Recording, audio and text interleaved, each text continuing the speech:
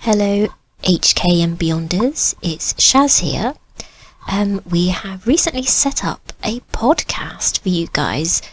It sort of happened because we recorded a series on Once Upon a Time in China films a while back, and unfortunately the video recording distorted, but the audio was okay. So what we thought we'd do was to save the audio and put it into a podcast, because it seemed a shame to waste the work that we'd done. So welcome to the new podcast, and here is that review of the Once Upon a Time in China series.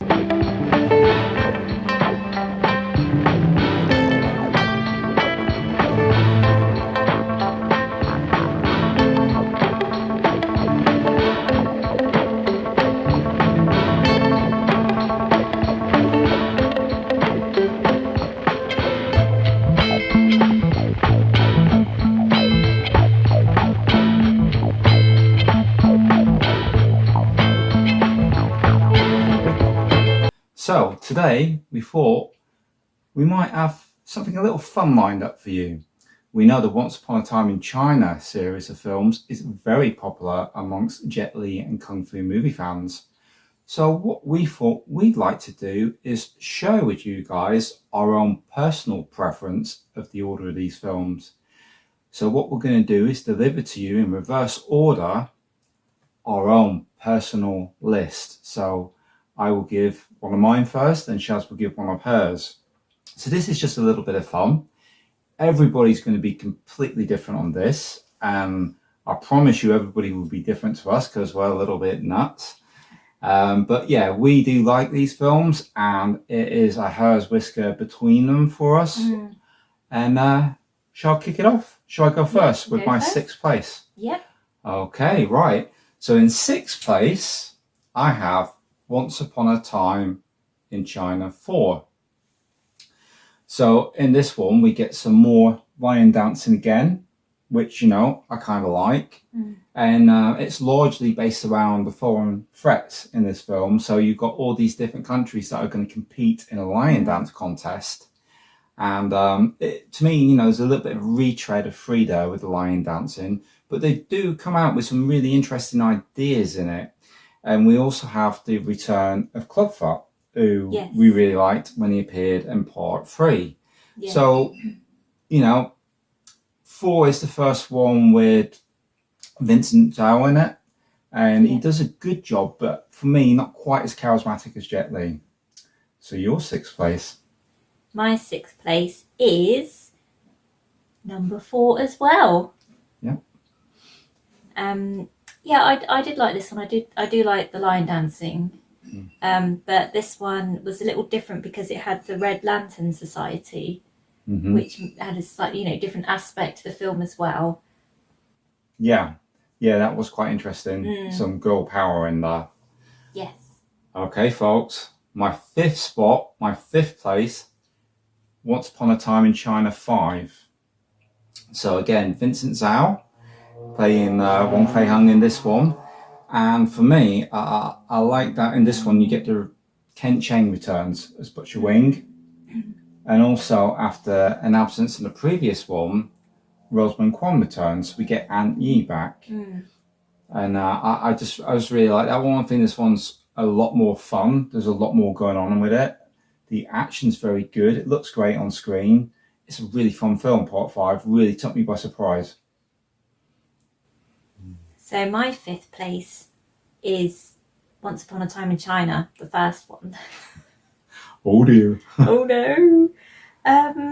Yeah, I mean, I do like this one, don't get me wrong.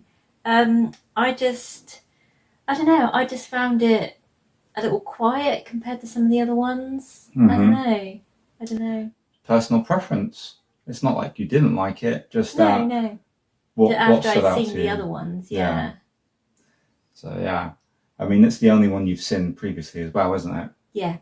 Right, okay, so my fourth place goes to Once Upon a Time in China and America. So this one, you know, there's some great cinematography in it, you know, with the the setting in the West and everything, because this one's a bit of a Western too. Yeah. You know, a bit like Shanghai Noon, which Jackie Chan did later. And, you know, Jackie had the idea for years, and then Sammo directed this part, and he kind of got in there first. I never used to think a lot of this one when I watched it on DVD, because the DVD was awful quality, but, you know, rewatching it on Blu-ray remaster, it looks fantastic. And oh my God, there's a lot of great ideas, a lot of great fights, and you know, it really surprised me this time around. Yeah, you know, so that's my 4th slot. My 4th place is Once Upon a Time in China 2. Ooh. Yeah, again, I really like this one as well, and it's got David Chang in it, and I really like David Chang. Yeah, and it had Donnie Yen in there as well, didn't he? In that spectacular fight towards the end. Yeah, fantastic. Wow. Yeah. Okay. So my 3rd place slot goes to Once Upon a Time in China 3. This one, the choreography I find really spectacular. You know, it's really busy. The fight scenes are really, really busy, and I thought, wow, this must have took a lot of organising to get everybody doing what they did all at once on the camera, because, you know, it's not just one or two people in the fight scenes. There's a lot of people. It's quite manic in places. It's beautifully shot, and you got the White Lotus clan in it, you know, the clan that think they're like bulletproof and can repel bullets with their kung fu. There's this something about that sort of mythos getting in there.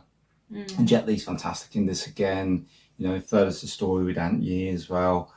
And then we got, there's a lot going on in this one. I really like it. And, you know, we got Clubfoot in there as well, introduced. And the sort of friendship that grows between him and Thune. Fantastic. Really good. So my 3rd place is number 5. Ooh. Yeah. Again, I really like this one, but it's just the order I've placed them in. Yeah. So what did you like about 5? I liked that we had Kent Cheng back in it. Mm-hmm. And the pirate storyline was a bit different. Yeah. Yeah, it's quite interesting, a bit similar to Project A, maybe. Yeah. Okay, then, moving on to my 2nd place. I wonder if you guys can guess it. It's Once Upon a Time in China.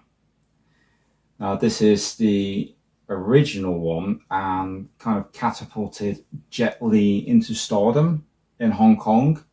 You know, he'd done films before this, mainly films in China, like the Shaolin Temple trilogy. Obviously, he worked with Lau Kar Leung in the 3rd one of that, you know, Martial Arts of Shaolin. And he directed Born to Defend and whatnot. But this is his first, like, really big film. He did The Master, I think, before this with Troy Holt, but that wasn't released till afterwards, I think. But this kind of reinvented that sort of Hawaii Kung Fu. It was like the new wave of Kung Fu started off Once Upon a Time in China.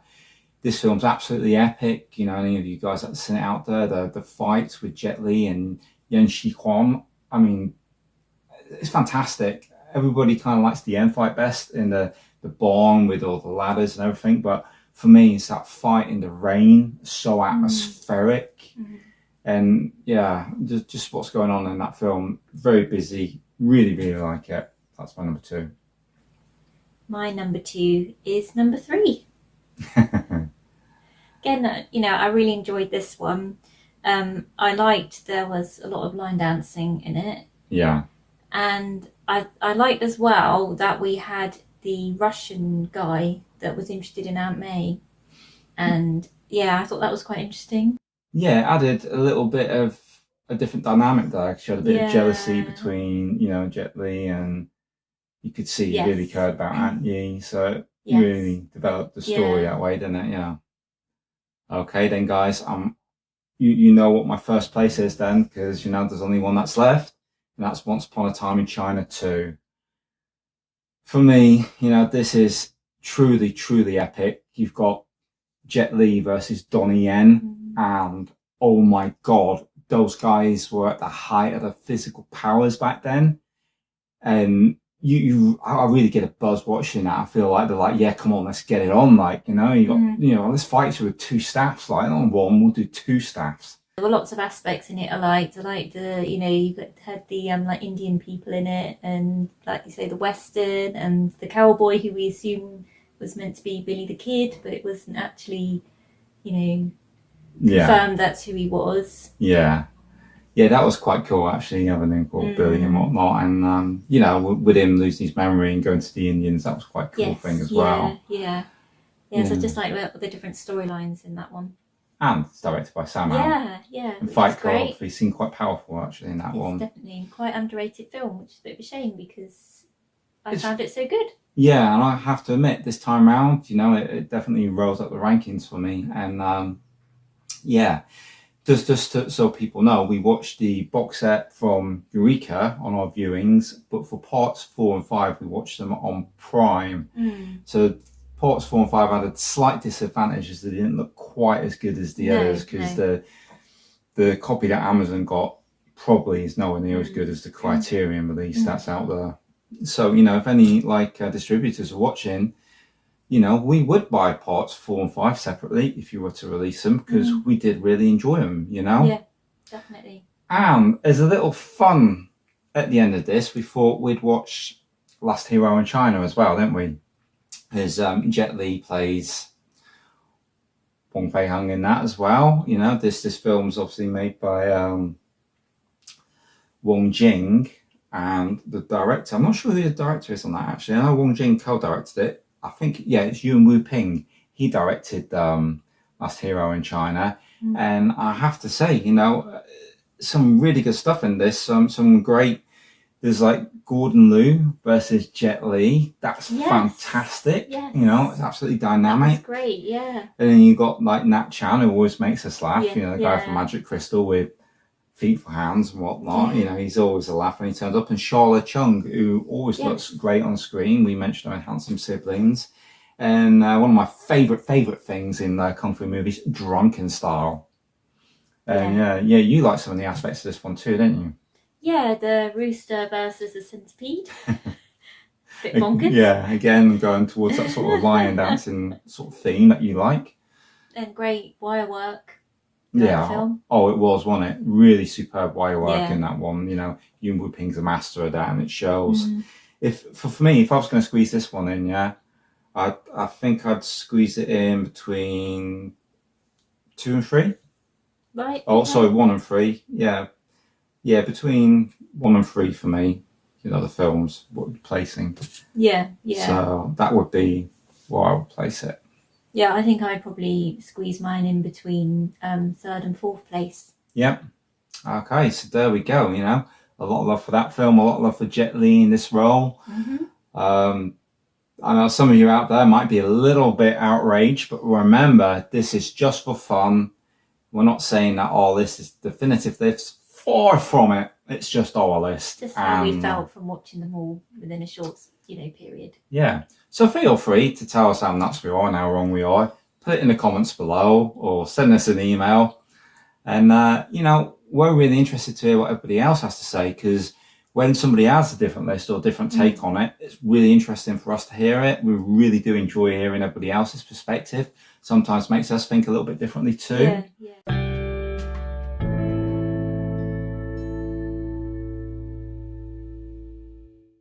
So there we go. That was our salvaged Once Upon a Time in China tier list that we never got round to putting out. Yeah, we hope you enjoyed this podcast, and the plan is in the future that we will provide you with some company at work with more podcasts. That is, if you like this. And as this is a starting episode, we'll plan for future episodes and put in different segments. We might have a what we've been watching list, or some general conversation, or answer some questions. Might have guests on sometimes. Who knows? But let us know what you think of this. Did you enjoy it? Would you like to hear more from us? Please let us know. So that's all for now, HK and Beyonders, and we'll catch you next time.